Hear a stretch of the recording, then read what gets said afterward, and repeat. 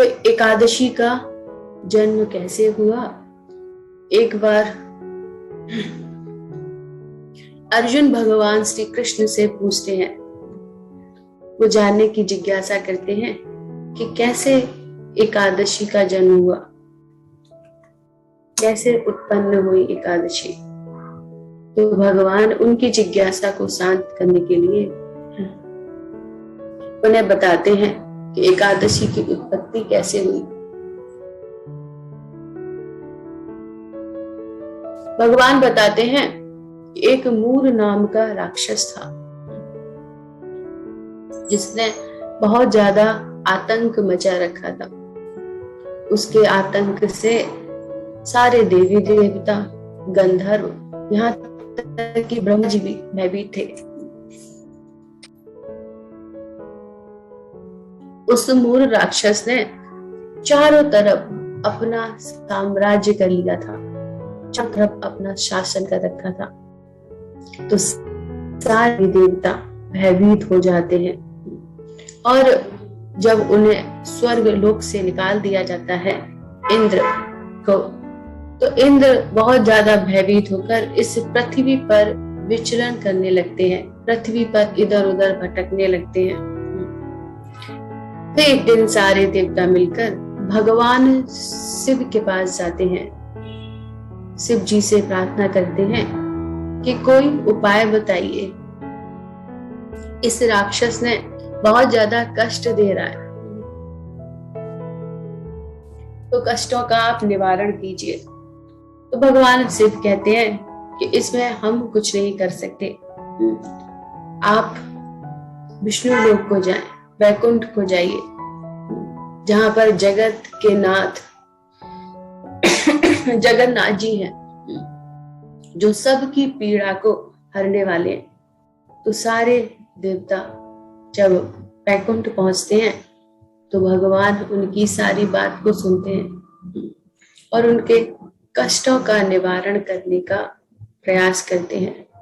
भगवान की शरण में जो कोई भी जाता है तो भगवान सबको अभय प्रदान करते हैं, चाहे कोई भी भगवान की शरण में जाए। जब देवता पहुंचते हैं तो भगवान उन्हें उस मुसीबत से निकालने का प्रयास करते हैं। भगवान उस राक्षस के पास जाते हैं और उससे युद्ध करते हैं। बहुत लंबे समय तक भगवान का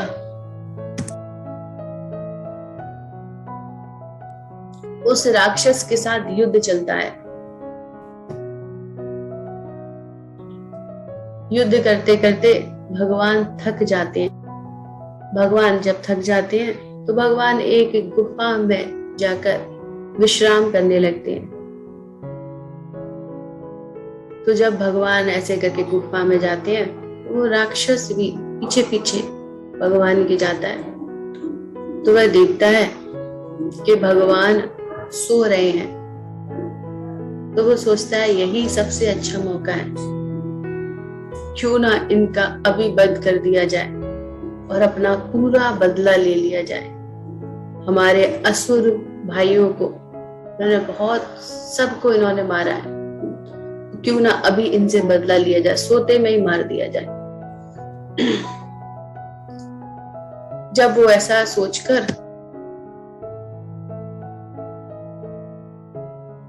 सोचकर मारने का प्रयास करता है, वैसे ही भगवान के शरीर से एक कन्या उत्पन्न होती है। कन्या के उत्पन्न होते ही वह उस मूल राक्षस को युद्ध के लिए ललकारती है।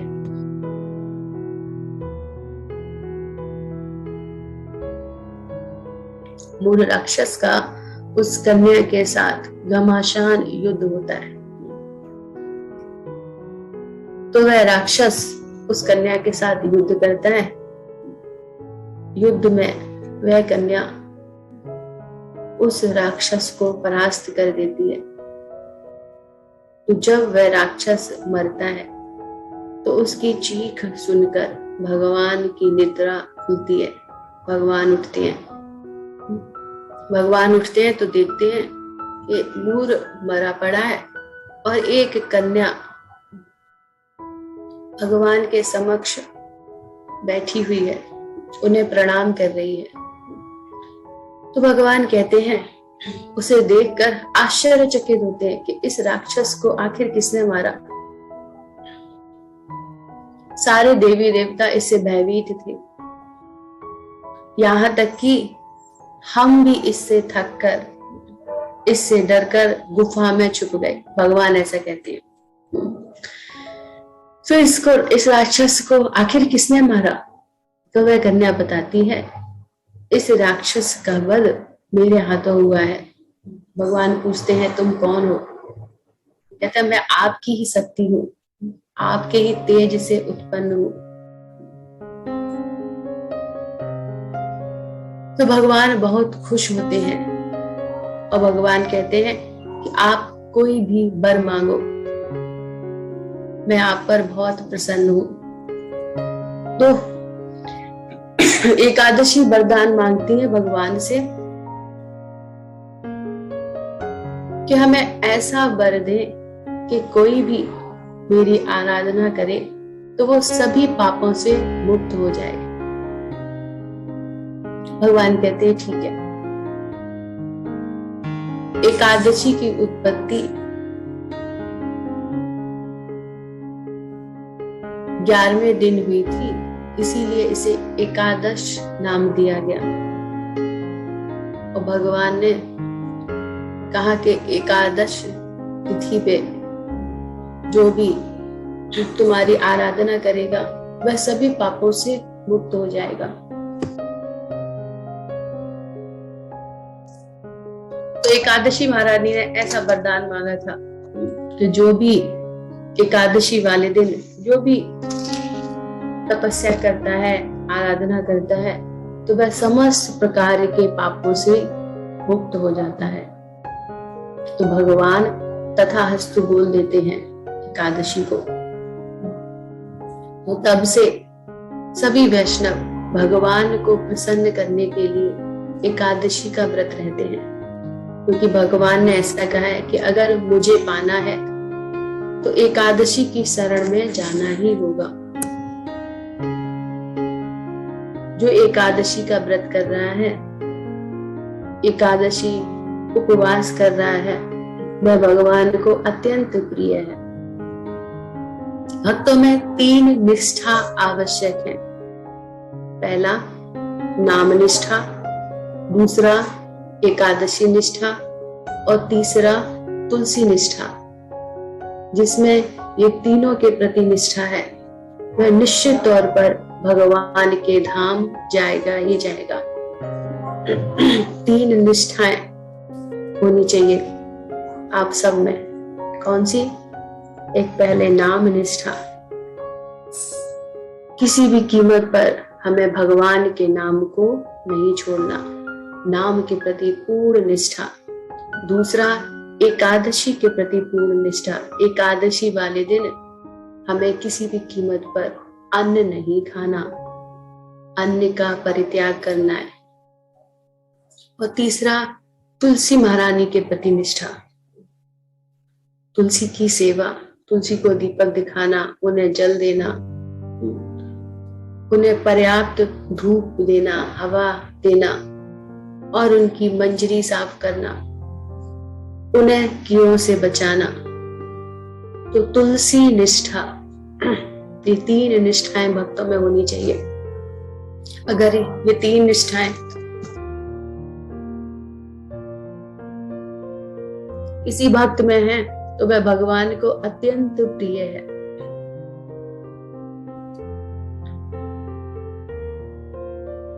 अब भगवान बोलते हैं आगे, ये दूसरी चीज आती है। सृष्टि की रचना के प्रारंभ में परम भगवान ने 5 भौतिक तत्वों से चर अचर जीवों की रचना की। चर जीवों की भी रचना की भगवान ने और अचर जीवों की भी रचना की, और साथ ही इन जीवों को दंड देने के लिए उन्होंने पाप पुरुष की भी रचना की।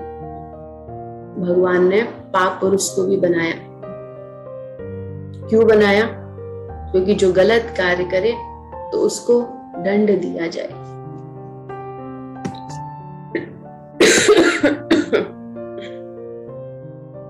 तो भगवान ने पाप पुरुष की भी रचना की, जिसके विभिन्न अंग विभिन्न पापों से निर्मित हैं।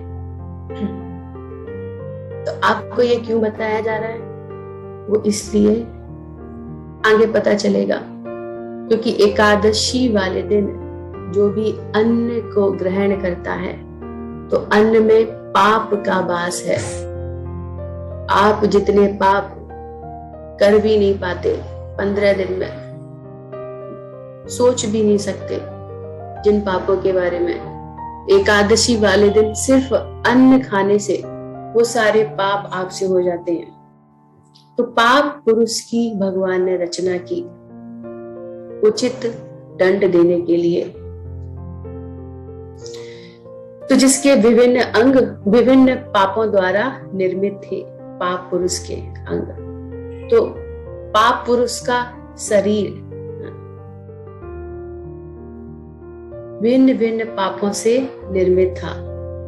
तो उसका शीश ब्रह्म हत्या के पाप से, पाप का जो शीश बना है वो ब्रह्म हत्या के पाप से, नेत्र मदिरा पान के पाप से, मुख स्वर्ण चोरी के पाप से, कान गुरु पत्नी के साथ अवैध संबंध के पाप से, नाक किसी की भी पत्नी के साथ की हत्या के पाप से, भुजाएं गौ हत्या के पाप से, गर्दन संचित धन संपदा को चुराने के पाप से, छाती गर्भपात के पाप से, छाती का निचला हिस्सा अन्य की पत्नी के साथ यौन संबंध का पाप, उदर किसी संबंधी की हत्या के पाप से, नाभि आश्रितों की हत्या के पाप से, कमर स्वमूल्यांकन के पाप से, जांघें गुरु के प्रति अपराध के पाप से, नितंब किसी गोपनीय विषय की प्रति पाप, जो गोपनीय पाप किया हो उससे बनाए, पांव पितृ हत्या के पाप से, और केस गंभीर पाप कार्यों के पापों के स्वरूप से। तो ऐसे पाप पुरुष का शरीर बना इन सब पापों से। इस प्रकार सभी पाप कार्यों को लेकर एक भयंकर व्यक्तित्व की रचना हो गई। उसकी शारीरिक कांति गहरी व नेत्र पीले थे। वह पापी व्यक्ति को कष्ट देकर दंडित करता है। कौन? यह पाप पुरुष। जो इस तरह के पापी पुरुष होते हैं उन सबको दंड देता है और दंडित करता है। एकादशी वाले दिन जो कोई भी अन्न को खाता है, अन्न का सेवन कर रहा है, वह इन सब पापों को कर लेता है अन्न खाने मात्र से। ऐसे पाप जो फिर नष्ट नहीं होते। एकादशी वाले दिन अन्न का सेवन महापाप है। तो जो एकादशी का व्रत नहीं रह रहे उन्हें एकादशी का व्रत रहना चाहिए। दोनों पक्षों की एकादशी को हमें रहना चाहिए, फिर चाहे वो शुक्ल पक्ष की एकादशी हो या फिर कृष्ण पक्ष की। प्रत्येक मनुष्य को एकादशी का व्रत रहना चाहिए, फिर चाहे वो स्त्री हो या पुरुष, या सौभाग्यवती हो या फिर विधवा, कोई भी हो, सबको एकादशी का व्रत रहना है। 5 वर्ष से कम अवस्था वाले को पापों की छूट है। 5 वर्ष के बाद चित्रगुप्त के यहाँ आपका खाता खुलता है। तो 5 वर्ष से कम आयु के अगर बच्चे हैं, कोई एकादशी व्रत नहीं रह रहे, तो वो पाप के भागी नहीं बनते। लेकिन भक्त अपने बच्चों को जन्म से ही एकादशी रखवाते हैं। उनके बच्चे जन्म से ही एकादशी व्रत का पालन करते हैं। 5 साल से कम आयु के बच्चे और 90 से ऊपर के बच्चे, 90 से ऊपर के जो लोग हैं ना, उनको भी ये पाप नहीं लगता। जो बुजुर्ग हैं 90 से ऊपर जिनकी आयु है, वो भी इससे मुक्त है। लेकिन भक्तों के यहाँ ऐसा नहीं है, भक्त ऐसा नहीं करते। कोई अन्य शुभ कार्य मुझे बांध नहीं सकता। कौन कह रहा है? पाप कह रहा है, पाप पुरुष। कोई अन्य शुभ कार्य मुझे बांध नहीं सकता। खूब सारे हम कर्मकांड क्यों ना कर लें, लेकिन फिर भी अगर हमारे द्वारा पाप हुआ है तो पाप हम पर हावी होगा। कोई भी शुभ कार्य मुझे बांध नहीं सकता, क्योंकि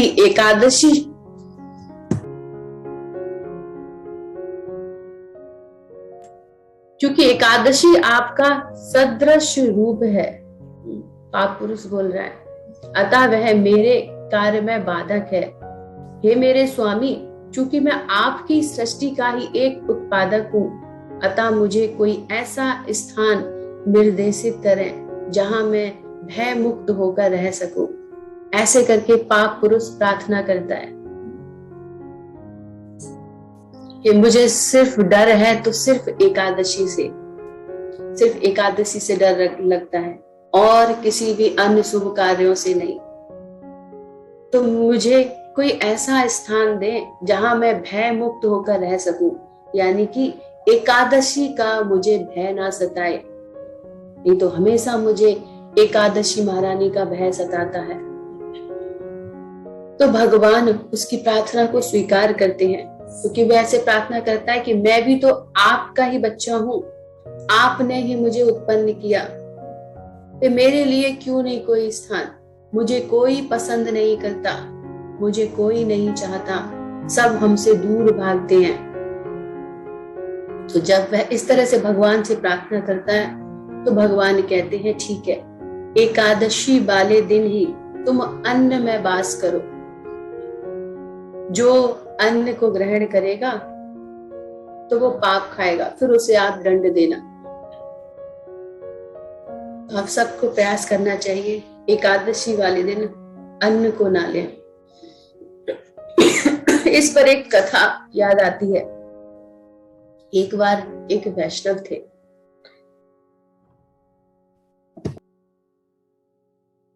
वो तीनों ही निष्ठाओं का बहुत गंभीरता से पालन करते थे। नाम निष्ठा, एकादशी निष्ठा और तुलसी निष्ठा।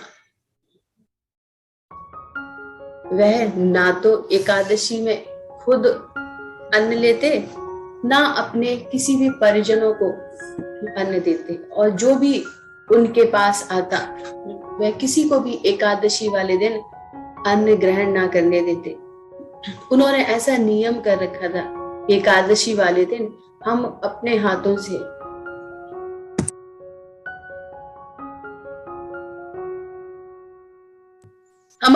से किसी को भी अन्न नहीं देंगे। तो भगवान एक बार उनकी परीक्षा लेने के लिए आते हैं। भगवान एक बूढ़े ब्राह्मण का वेश बनाते हैं, वो बहुत पतला दुबला गौर वर्ण का, और लाठी लेकर चल रहा होता है, और चलते चलते आके उनके ही आंगन में आकर गिर जाता है। तो जैसे ही वो आकर गिरता है, वो ब्राह्मण देव आते हैं और उनको उठा के बैठाते हैं। तो वह ब्राह्मण, वो पूछते हैं क्या हुआ आपको?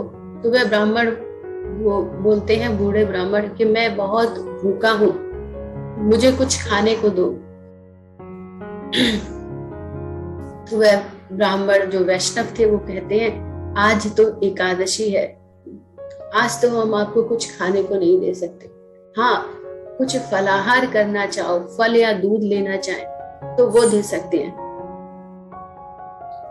तो वो ब्राह्मण बोलते हैं, नहीं, मुझे जल्दी से कुछ खिलाओ, नहीं तो मेरे प्राण निकल रहे हैं, बस मुझे कुछ दो। तो वो कहते हैं, आप दूध का सेवन कर लो, दही का सेवन कर लो, कुछ फलाहार ले लो, पर अन्न नहीं लेंगे। तो भगवान पूरी परीक्षा लेने आते हैं। भगवान कहते हैं, ना दूध नहीं लेंगे, वैद्य जी ने मना किया है दूध लेने से, हमारी गैस बनती है और ज्यादा परेशानी बढ़ेगी। तो वैष्णव बोलते हैं कोई बात नहीं महाराज, तो दही ले लो। कि दही नहीं, दही से भी हमें परेशानी हो जाती है, दही भी नहीं लेंगे। और बीच बीच में ये भी बोलते जाते जल्दी दो नहीं तो प्राण निकल रहे हैं बस। तो वो वैष्णव बोलते हैं कोई बात नहीं महाराज, अगर प्राण निकल भी जाते हैं तो कोई दिक्कत नहीं, आज एकादशी है, आज के दिन भगवान के दरवाजे खुले रहते हैं, तो सीधे भगवान के धाम जाओगे। वो ब्राह्मण बोलते हैं कैसी बात कर रहे हो, हमें मरना नहीं है, हमें कुछ खाने को दो। कहते आप ही बताओ आपको क्या खाना है। तो कहते हैं कि दाल भात दो या कड़ी भात दो, कड़ी चावल दो या फिर दाल चावल दो। तो वो वैष्णव बोलते हैं ये तो आपको नहीं दे सकते क्योंकि आज एकादशी है, आपके प्राण अगर निकल रहे हैं तो फिर निकल जाए, आपको दूध पीना है, कुछ फलाहार लेना है, दही लेना है तो ये ले सकते हैं, पर आपको दाल चावल या कड़ी चावल अन्न हम नहीं देंगे। तो वो ब्राह्मण बोलते हैं कि फिर तुमको ब्रह्म हत्या का पाप लगेगा। तो वो कहते हैं लग जाने दो जो भी कुछ हो, लेकिन एकादशी वाले दिन हम अन्न नहीं देंगे। ऐसी थी उनकी एकादशी के प्रति निष्ठा। लेकिन भगवान तो पूरा प्लान करके आए थे उनकी परीक्षा लेने के लिए। भगवान ऐसे करके बोलते हैं और बोलते बोलते अपना शरीर सीधा करते हैं और ठक से गिर जाते जमीन पर। सारे आस पड़ोस के लोग भी उस समय होते हैं, वो भी सब देख रहे होते हैं। तो जब वो देखते हैं, जब वो ऐसे गिरते हैं, तो वैष्णव ब्राह्मण कहते हैं मेरे यहाँ नहीं, आप किसी और के यहाँ जाकर ले लें। और भी आस पड़ोस के लोग कहते हैं कि ब्राह्मण देव आप इनको छोड़ो, आप मेरे घर चलो, हम आपको दाल भात खिलाएंगे। लेकिन भगवान कहते हैं नहीं, हम कहीं नहीं जाएंगे, हम इसी पर ही ब्रह्म हत्या का पाप लगाएंगे, अब हम तो यहीं रहेंगे। थोड़े से बूढ़े लोग ऐसे होते हैं ना, थोड़े से जिद्दी टाइप के, जब वो एक बार कोई चीज बोल दें तो उसी पर डट के रह जाते हैं। छोटे बच्चे और ज्यादा बुजुर्ग लोग, उनके मुंह से अगर एक बात निकल गई तो बस वो उसी पर लटके रहेंगे। तो कहते नहीं, या तो हमें ये दाल भात खाने को देंगे, नहीं तो हम यही पर ब्रह्म हत्या का पाप लगाएंगे। एक ब्राह्मण की हत्या का पाप इस पे ही लगेगा, हम और कहीं जाएंगे ही नहीं। तो वह ब्राह्मण देवता ऐसे कहते हैं और बार बार भोजन मांगते हैं और उनके प्राण निकल जाते हैं। भगवान बहाना बनाते हैं मरने का। अब सब गांव वाले देखते हैं,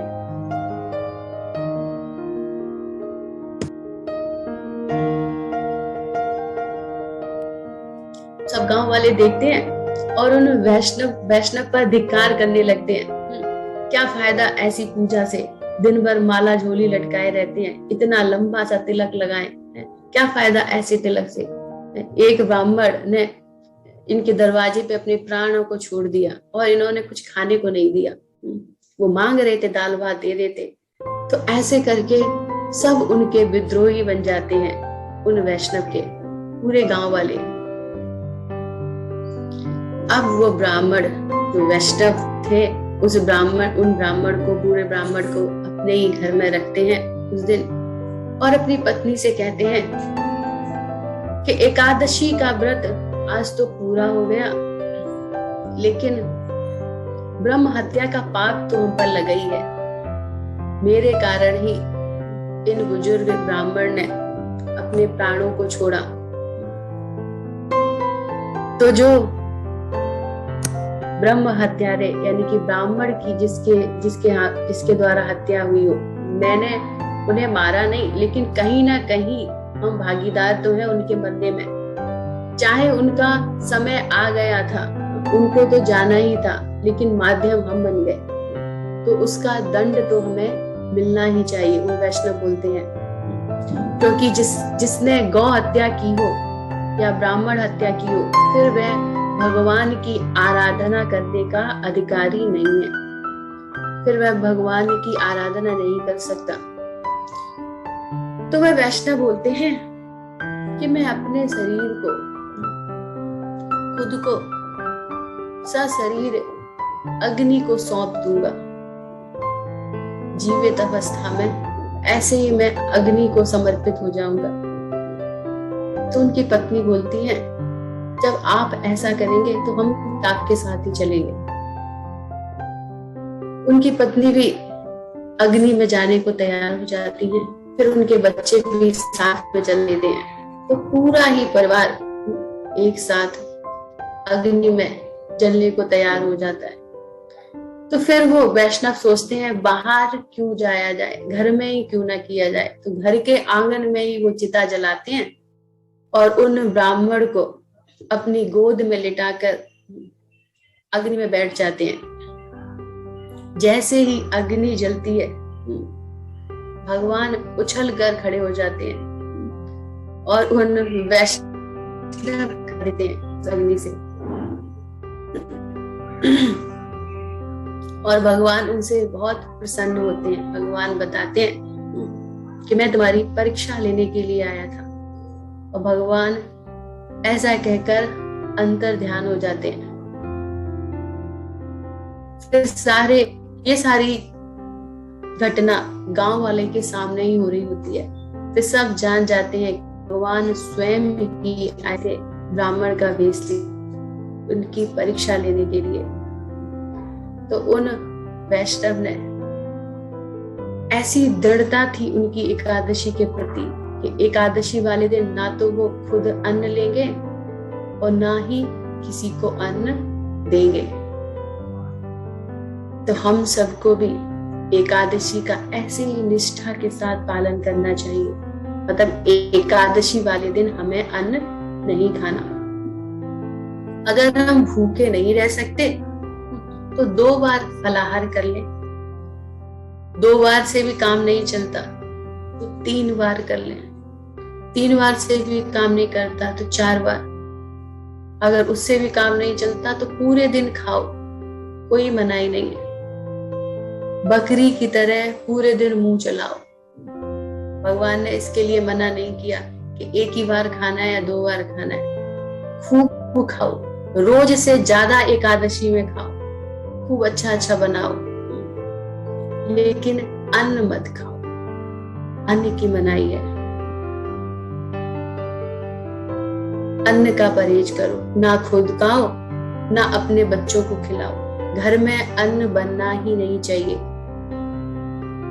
एकादशी की बहुत अच्छी अच्छी चीजें, कुट्टू की पकौड़ी, कुट्टू की पूड़ियां, है ना, टिक्की, बहुत सारी चीजें, फ्रूट चाट, सब कुछ बनाओ। पूरा दिन किचन में ही रहो, बनाते रहो, खाते रहो, लेकिन अन्न मत खाओ। एकादशी आती है हमें भगवान के नजदीक लाने के लिए।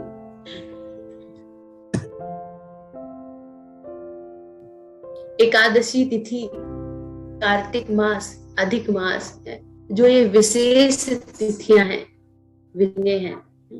ये क्यों आते हैं? हम भगवान के नजदीक आए, भगवान के पास आए। उपवास का अर्थ ही है भगवान के नजदीक वास करना। कैसे करेंगे? भगवान के नाम जाप के द्वारा, भक्तों के संग के द्वारा, श्रवण कीर्तन के द्वारा। तो हमें एकादशी वाले दिन ज्यादा से ज्यादा भक्तों का संग करना चाहिए, श्रवण करना चाहिए, नाम जप करना चाहिए। क्योंकि एकादशी आई इसलिए है कि हम भगवान की कृपा लें। एकादशी का अगर हम निष्ठा पूर्वक पालन करते हैं तो भगवान हम पर बहुत प्रसन्न होते हैं। तो अभी आपने देखा कि एकादशी वाले दिन अन्न खाने से कितने पाप मिलते हैं। वो पाप जो शायद हमने अनंत जन्मों तक मैं भी इतने पाप ना किए, वो सब पाप जो पूरे ब्रह्मांड में जितने भी पाप हैं वो सब मिल जाते हैं एकादशी वाले दिन अन्न खाने से ही। तो आप सबसे अनुरोध है, जो एकादशी व्रत नहीं रह रहे तो कृपया एकादशी वाले दिन अन्न ना खाएं। शुरुआती अवस्था यही है कि अन्न ना खाएं और फिर ज्यादा निष्ठा हो तो हम क्या कर सकते हैं, ज्यादा से ज्यादा एकादशी वाले दिन हरिनाम का जाप करें। भक्त क्या करते हैं, एकादशी तिथि का इंतजार करते हैं और एकादशी वाले दिन और अन्य कोई भौतिक कार्य नहीं करते। एकादशी से एक दिन पहले या तो उन कार्यों को कर लेते हैं या फिर एक दिन बाद। एकादशी पूरा भगवान के लिए, उस दिन पूरा चिंतन भगवान का होना चाहिए, क्योंकि इस दिन भगवान की कृपा बरस रही होती है। हम आसानी से एकादशी का पालन करके भगवान को प्रसन्न कर सकते हैं और भगवत प्रेम प्राप्त कर सकते हैं। तो आप सबको चाहिए एकादशी व्रत। हरे कृष्णा